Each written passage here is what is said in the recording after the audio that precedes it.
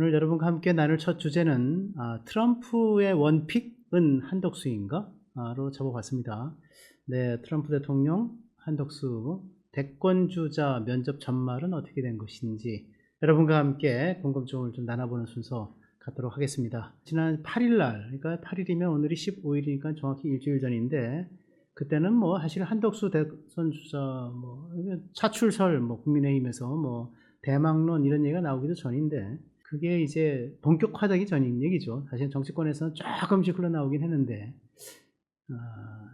이건 궁금한 점이 많습니다. 원래는 윤석열 대통령이 이제 헌법재판소 탄핵심판에서 기각 또는 각하 결정이 될 것으로 굳게 믿고 용산의 대통령실 관계자들이 중심이 돼서 이제 계획을 세웠다고 합니다. 탄핵 소추 기간 동안에 대통령 권한대행 한덕수 그리고 권한대대행인 최상목 등등해서 이분들이 트럼프 신임 미국 대통령 취임 이후에 사실은 전화통화 한 번도 못 해보는 수모 아닌 수모를 당했던 거 아니겠습니까? 그래서 이런 일은 이제 좀 없어야 되겠다. 그리고 윤석열 대통령이 돌아올 것이 확실시 되니까 우리가 좀 그 여건을 좀 만들어 놓자. 그래서 용산 쪽에서 뛰어서 이게 이재명 저쪽 캠프도 마찬가지인데 윤석열 전 대통령의 용산 관계자들 등등 외교부 쪽에서 트럼프 대통령과 선이 닿는 사람들이 많지 않은데 그나마 있는 선을 총동원해서 내가 이제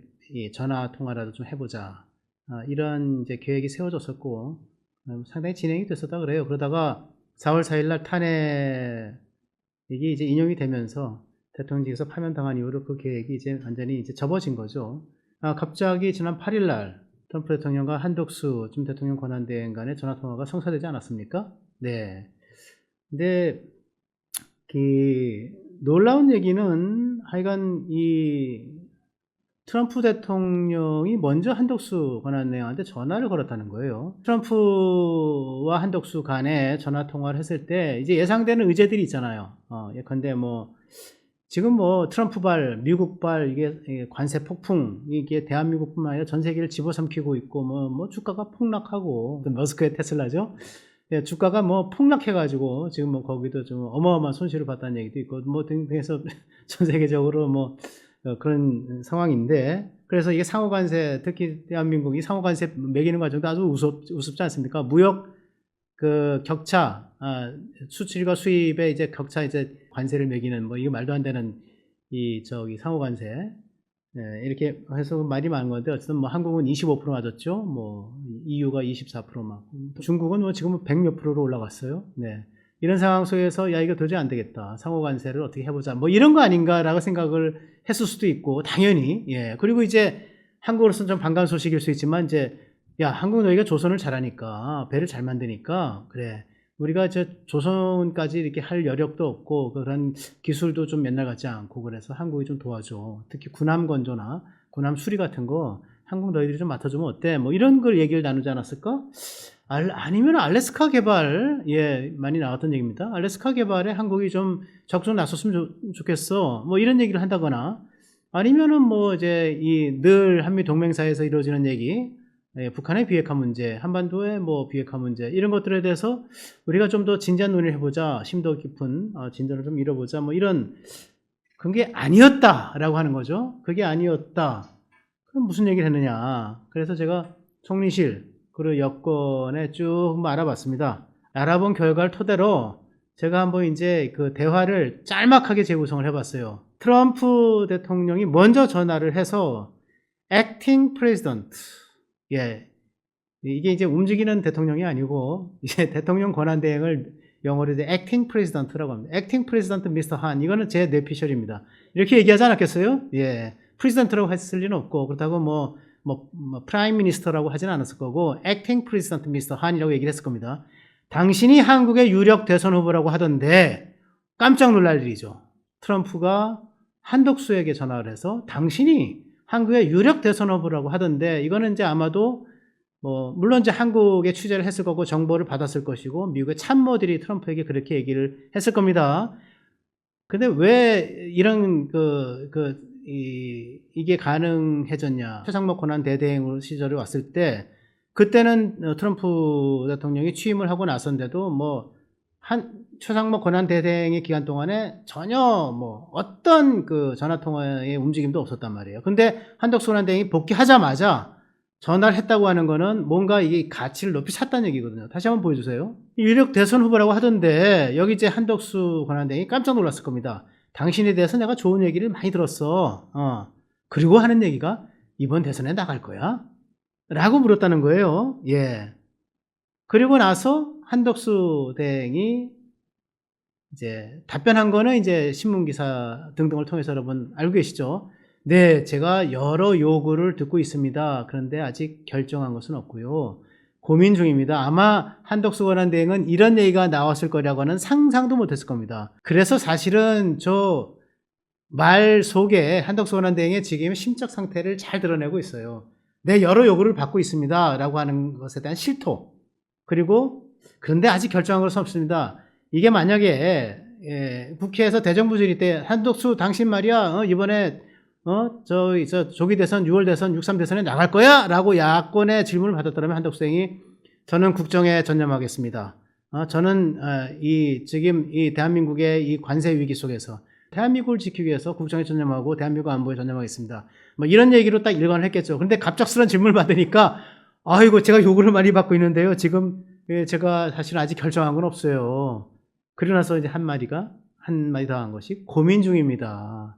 저런 트럼프의 급작스러운 이 질문에 속내를 좀 드러낸 거 아닌가 이런 생각이 듭니다. 그리고 굉장히 중요한 얘기들을 많이 했습니다. 사실은 뭐 알려진 얘기지만 한미 안보 동맹과 관련해서 한덕수 권한대행이 이렇게 얘기를 합니다. 북한의 핵 미사일 능력 고도화 등 심화되는 안보 위협 속에서 북한의 비핵화에 대한 한미 양국과 국제사회의 의지가 북한의 핵 보유 의지보다 훨씬 강력하다는 것을 분명히 인식할 수 있도록 공조해 나가기를 희망합니다. 북한의 비핵화에 대한 한미 양국과 국제사회의 방어 의지가 비핵화 의지가 북한의 핵 보유 의지보다 훨씬 강하다는 것을 분명히 인식할 수 있도록 공전하기를 희망합니다. 참 명문이죠. 이 얘기를 한덕수 권한대행이 유창한 영어를 했다는 거예요. 한덕수 권한대행이 영어를 굉장히 잘합니다. 제가 2021년 2년 그때 이제 김대중 대통령 후반기에 청와대를 출입했을 때 대통령 취재죠. 그때 이제 한덕수 권한대행이 경제수석을 했을 때였습니다. 근데 이분이 뭐 자랑하려고 하는 사람은 아니에요. 그런데 영어가 유창하다 보니까 그게 이제 간간히 배어 나와요. 그리고 외국 사람들 만났을 때 영어로 대화하는 모습을 간간히 하고 제가 목격한 적도 있는데 정말 영어가 굉장히 유창합니다. 현지인처럼 유창하다는 걸 떠나서 굉장히 품위가 있어요. 한덕수 권한대행이 이제 서울대 경제학과를 나와가지고 미국 하버드 대학에서 경제학으로 석사학위를 받고 박사학위를 받았죠. 예. 뭐 어쨌든 거기서 고급 영어를 익혔을 거고요. 그리고 통상 전문가로서 계속 한미를 오가면서 통상 협상을 주도했고, 네, 그런 경력 화려한 커리어가 있기 때문에 영어는 정말 이제 도 같은 사람인데, 그러니까 이 대목에서 이제 트럼프 대통령이 beautiful English라고 얘기를 한 거예요. 네. great call이었다. 굉장히 훌륭한 전화 통화였다. beautiful English였다. 이렇게 얘기를 한 거죠. 그래서 이 beautiful이라고 하는 얘기는 영어 자체가 뭐 훌륭하다라는 얘기도 있지만 당신의 나와의 대화의 내용이 정말 좋다. 이런 얘기로 저는 이제 받아들이고 있습니다. 네. 더 놀라운 거는요. 좀 시작할 때는 제가 말씀드렸지만 이 한덕수 권한대행과 트럼프 전화 통화가 8일날 이루어졌다는 겁니다. 지금부터 정확히 일주일 전인데 8일 화요일. 예. 그러니까 이 8일이라고 하는 시점은 한덕수 권한대행이 국민의힘의 유력한 차기 대권 후보를 모셔와야 된다. 차출설 또는 한덕수밖에 없다. 대망론 이런 것이 국민들한테 인식되기 전의 일이죠. 그때 어떻게 트럼프가 이걸 알았을까? 네, 참모들이 조언한 겁니다. 유력한 대선 후보라고 합니다. 전화 통화하셔야 되겠습니다. 그래서 트럼프 대통령의 이 소위 대권 후보, 대선 후보 면접 사건, 한덕수 면접 사건이죠. 6.3 조기 대선을 앞두고 트럼프의 원픽은 한덕수인가? 이제 이런 생각들이 여기서 드러나는 거죠. 가장 불편한 사람은 아마 이재명일 겁니다. 예, 이재명 대표. 예. 이후 이제 민주당이 이 한덕수를 아주 맹공을 하기 시작을 하죠. 국정이나 전념하죠. 어디서 그냥 내란 정당에 말이야, 내란도 막지 못한 내란 정당에 저기 잔당들이 말이야 날뛰느냐 이런 식으로 공격하고 있죠. 자, 한덕수의 행보 궁금하죠?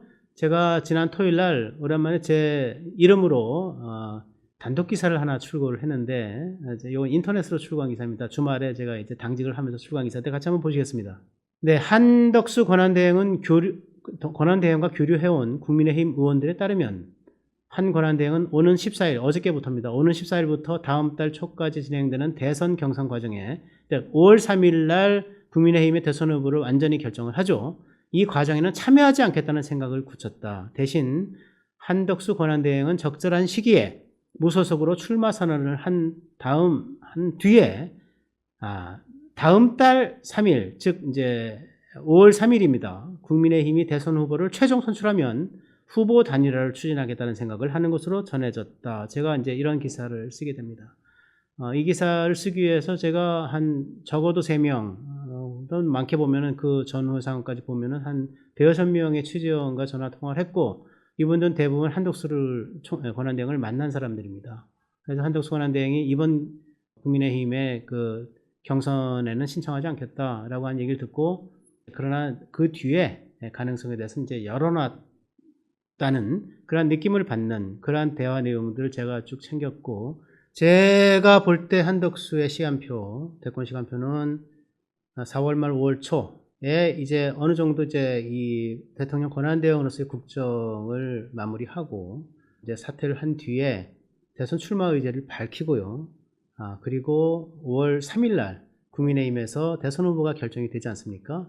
그러면 그 대선 후보와 단일화 협상에 들어가서 단일화를 이룬 뒤에 뭐 국민의힘 대선 후보가 될지 한덕수 무소속 후보가 될지 그건 아무도 모를 일이죠. 그러나 단일화를 하고 그리고 나서 이준석 개혁신당 쪽 그리고 지금 단독 출마를 준비 중인 것 같은데 유승민 그리고 이제 또 범진보 진영까지 넓히면은 반명을 표방하고 있는 이낙연 그쪽 세력 그리고 이제 또 여러 가지 이제 이번 대선 이재명 소위 후보 민주당의 대선 후보 이 옹립식 이게 추대식에 비판적인 그러한 여러 사람들을 묶어서 소위 반명 빅텐트를 치지 않겠는가. 이거는 국민의힘과 단일화한 뒤에 또 그들과 단일화하겠다는 얘기가 아니라 그들을 같이 다 품어서 소위 이제 대선 동맹, 선거 연정, 선거 동맹, 선거 연대를 이룬 뒤에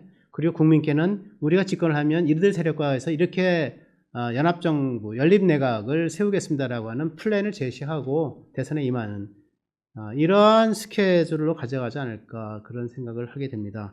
한덕수 총리는 권한대행은 과연 언제 사퇴를 할지 그리고 또 어떻게 또 어떤 과정을 통해서 국민의힘과 후보 단일화를 이룰지 등등에 대해서 굉장히 관심이 모아지고 있고 이것이 이번 대선 판을 흔들 수 있는 굉장히 큰 변수가 될 것이라고 생각을 합니다.